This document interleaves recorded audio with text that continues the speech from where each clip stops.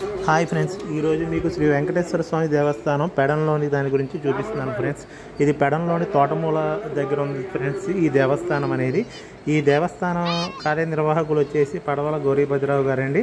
అలాగే ఆలయ అర్చకుడు వచ్చేసి మన నాగరాజు పంతులు గారండి. ఇది ఈ 21వ వార్షికోత్సవ సందర్భంగా ఆలయంలో పూజలన్నీ కూడా నిర్వహిస్తున్నారండి. ఇదిగోండి చూడండి, ఆయన అండి ఆలయ అర్చకులు నాగరాజు గారండి, నాగరాజు పంతులు గారు.